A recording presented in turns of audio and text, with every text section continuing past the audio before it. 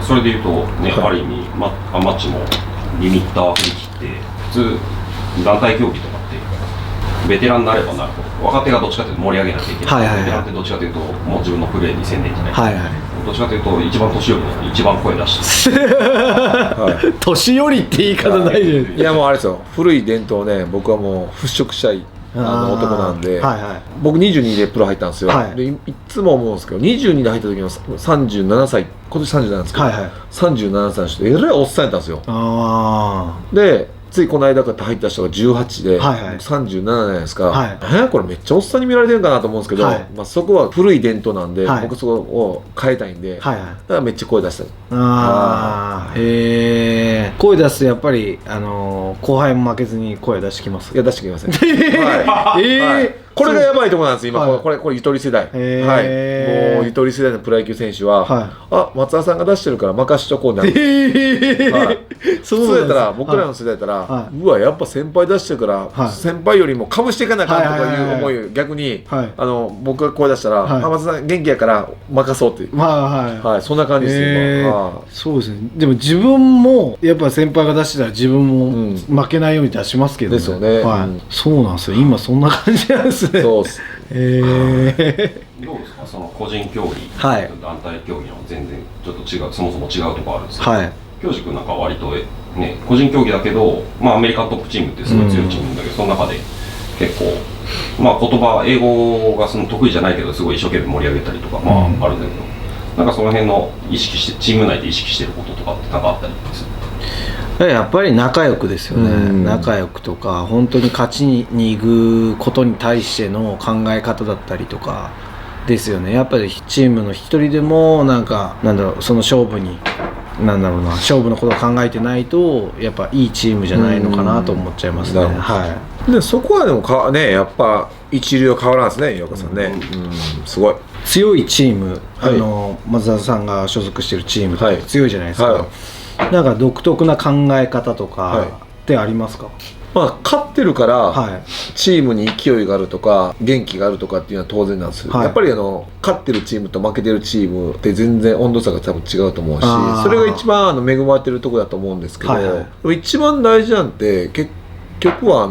失敗したことを見逃さないというか、結局なんかプロの選手って失敗したりとかしたらテレンコこう、ああ失敗したってなっちゃうんですよ。でなんか笑っちゃうってことがあるんですけど、ホークスそういうのはあんまり許されなくて、もうベテランでも若手でも、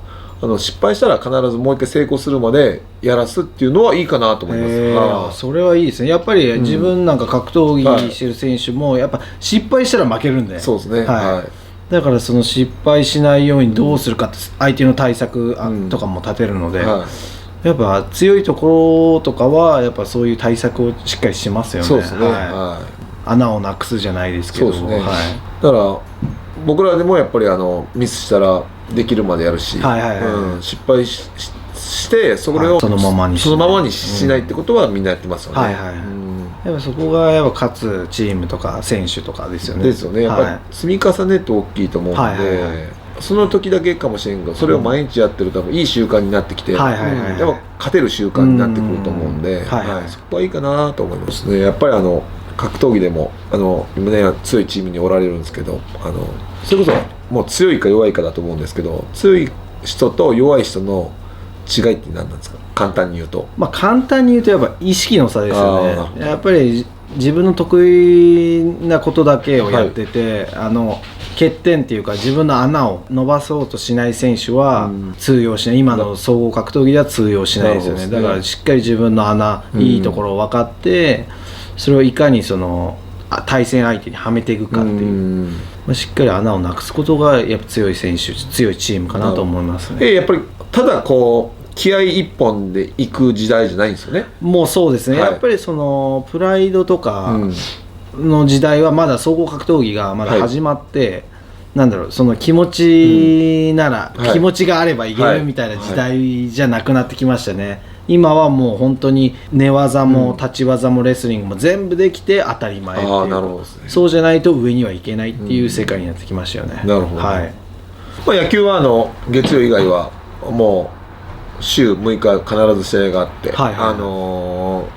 いい時も悪い時も、次の日ってできるかもしれないですけど、格闘技みたいに聞いたら多くて3試合から5試合っていうことを聞いたんですけど、1年間ね数が少ないんですけど、そういうことはどう思われてますか？まあそうですね、やっぱりすごいコンタクトスポーツなのでそんな数できないですよね。まずそれで減量もあるし、体重コントロールとかもあるし、そうですね、まあ気持ち的にはやっぱ 2,3 ヶ月空くんで、まあ、作りやすいって言えば作りやすいですよね。でまあ逆にでも野球みたいに毎日っていうか、ある方が自分はちょっとありがたいっていうかに思いますけどね。なんか慣れるじゃないですか、試合の感覚に。そうですね。だから格闘技ってどうしても年に多い選手3から5とかなので、多分慣れる選手ってそんなに試合の会場に慣れる選手そんなに多分いないと思うんですよ。だからみんな多分上がっちゃうと思うので、まあ自分はバカなのであんま上がんないんですけど、まあだからもうちょっと試合数増やしてもいいかなと思いましたけど、そうなるとやっぱ体も壊れてくるので、コンタクトスポーツなので、だからそこら辺がすごい難しいなと思います。難しいですよね。マッチ逆に毎日試合があって、その前に京司君だってね、これからあと9ヶ月ぐらい試合ないし、前回試合したのが8月、結構空くじゃない。久しぶりの試合で相当感覚がよくわかんないっていうか、ちょっと想像しにくいところでもそうでもないですね。自分は結構2ヶ月スパンとか出てたので、まあ、試合の感覚がどうのこうのっていうよりも、まあ、練習でなんだかんだできるし、だからそこに対してのビビりっていうかは全くないですね。全然。そう思うとやっぱり毎日ある方が慣れますよ。慣れですね。慣れちゃダメだったと思うんですけど、毎日時間が経って必ず試合があるんで、そういった意味ではうまいリズムに乗れば流れに乗って1週間戦える時があって、だからやっぱりそういう感じでずっとやらせてもらってるんで、こうやって連続試合も5年に続いてる感じがするので、肩で止まると多分僕もやばいなと思います。そうですね、一番最初のその月曜日にちょっといい流れが作れなかったら、それがバーってきちゃいますよね。そうですね、もうでも起きたら試合なんで、やっぱり週始めの火曜日水曜日で大事ですよね。でいかに頑張って週末迎えて1日休んで少しリセット、また週始めって感じでやりますよね。すごいですね。でもその期間とかにやっぱり体とかメンテナンスとかってどうしてるんですか？いやもう流れのままっすよね。もうマッサージもやりますし、だからって言って違うところに行く気力もないし、時間もないし、そうですよね。毎日ですもんね。そうですね。で基本的には月曜日移動なんで、メンテナンスっていうのはなかなかできないですよね。その専属のマッサージ師とかっているじゃないですか。そういうのに頼ってるか。もう個人じゃないので、チームスポーツで球団に属してるんで、全部球団の中でやってしまうんですよね。だから結構僕はもう全くやってないんですけど、個人トレーナーを雇ったりやってるんですけど、それはこの球場以外でやらないといけないんですよ。だから球場には入れないんで、逆に違う自分で施設を探してそこに見つけるとかあるんですけど、僕それはもう本当ね無理なんですよ。全部球場で済ましたですね。まあ面倒くさいですね。そうウエイトとかも違うところでやって球場行くっていうのができないですね。やっぱり面倒くさいんで。ちょっと自分もそういうとこありますね。もう試合そんなあったらもう疲れちゃいますよね。京司君はその試合がまあ言っちゃえば 2,3 ヶ月に1遍ぐらいなんだけど、どんなペースでその落としてあげていやーでもやっぱ格闘技の試合は2ヶ月ペースだと落とすところはないですね。やっぱり減量とか相手の対策とかがあるので、2ヶ月だとどうしても休めるのは試合前の減量期間だけですね。なるほどね。減量はまあ自分は1週間でやるんですけど、まあ1週間で5キロ、まあその時だけかなって感じですね。もう常にあとは上げていくんですか？そうですね。まあ2ヶ月だと。なるほど。オフって例年まあちょっと今怪我してるけど、いつもだとまあマッチでいうとシーズン終わってからがねオフで年明けて徐々に自主トレやってキャンプやって、うん、シーズン入っていくの。はい。京二君の場合っていつもオフってなんだろう。オフって日曜日ぐらいですよ。なんか1ヶ月休むとかそうない。そういうのないですね。まあ、強いて言えば雷神が1から3月ない時にお店が終わったら、まあ1月は割と挨拶回りとかで、そうですね。練習もしようかなぐらいの。でも多分来年からはそこを雷神がやんないから、ベラトールが呼ぶかもしれないですよね。だからオフなんてなくなっちゃいますよね。はい。疲れ取れる。まあでもそうですね。あんまりでも休みたくないので、1週間休みももう平気かなと思っちゃうので、だからそこまでなんだろう、オフがない、まあそれが普通だったんで、空手やってる時とかもずっと休みっていうかオフがない期間で来てたので、まあそこは問題ないかなと思います。だから今の怪我している状態、この休まなきゃいけない、何もできない状態がすごいきついですね。はい。なんかまあキャリアの中でもすごい大事な場面で、なんか失敗してなんだろうな、負けちゃったとかそういうことってあります？そうですね、前回の WBC でね、準決勝で、サードゴロ、なんでもないゴロをねファンブルしてしまって、ホームに帰ってそれで2対1に負けたんですよ。で結局僕が取ってホームに投げてやればなんとなくね、まだ決勝にも行けたし、世界一のチャンスもあったんですけど、そのワンプレーでね終わってしまったんで、まあ、それが一番この近年でショックというか、でもやっぱり、忘れることよりもそれで野球人生終わることじゃないんで、結構見ましたね、映像。なんだろう、トラウマみたいにはならなかったですか？トラウマにはならないためにも失敗した映像をあらゆる角度が見たんですよ。テレビ局とか言って、で何が悪かったかっていうと、結局はその1球だけに対する少し気が抜いてたっていうか、状態がちょっと飛んでこないだろうと思ってたかもしれん構えでボール待ってたんですよ。でたまたま来たんですよ、初球に。基本的に初球とか来ないなと思ってとかあるんですけど、やっぱり1球の大切というか、たまたま後ろからの映像があった時に、いつもだったらこうガチって守ってるんですけど、少しこう状態が立ったんで、その分こうしてしまったって感じがあるので、まあでも原因がつかめてよかったなと思うんですけど、でも日本帰ってきてからね、やっぱファンブルで日本が負けたっていうのは当然ありましたんで、でもそれがやっぱりこう辛かったですけど、日の丸を背負うっていうか、国を背負って代表になって戦う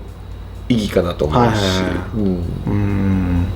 去年の朝倉海選手の試合で、ね、誰も勝つと思ったんですけど、負けられた時の映像とかっていうのは見られるんですか？まあそうですね、やっぱり本当になんだろう、自分もそこを負けたことは負けたし、自分の悪いところはやっぱ見たいので、何度も映像を見て、なんだどこが悪かったのかなとか、まあいろいろやっぱ研究はしますよね。でそれから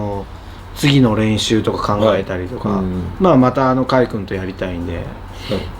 なんだろう、その対策とかも、すごい立ててますね。やっぱなんだろうな、やっぱ負けて嫌な気持ちにはやっぱなりますよね、この野郎とか。でもそんな言っても、しょうがないじゃないですか。全部プラスに、最後は自分がベルト取るかみたいな、プラスに全部考えてますね。京二君は一つポリシー、友達とは試合しない。もともと仲良かったり、同じ道場とか同じもともと知り合いとか、そうすると情が入っちゃう。なるほどね。あそこはあるんですね、やっぱり。そうですね。なるほどね。やっぱり。でもいざ戦えってなったらしょうがない、やりますけど、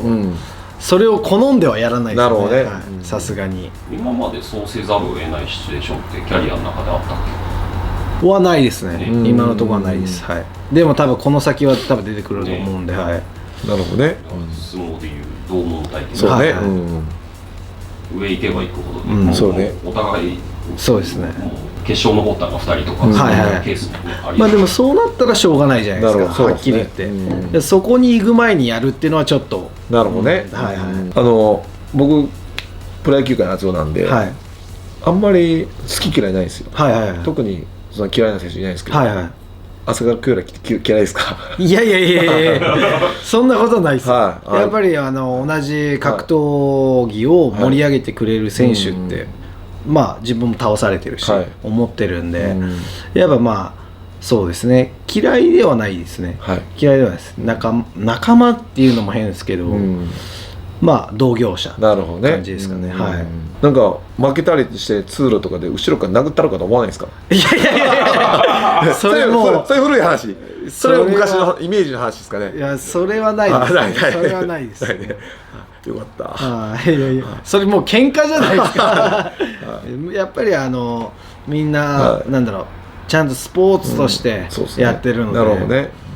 今日は対談ありがとうございました。ありがとうございました。今日はもうこれで終わりにしたいと思います。ではカメラの前で2人であとで締めましょうかね。お願いします。じゃあ2020年もいきたいと思います。せーの、あつおー。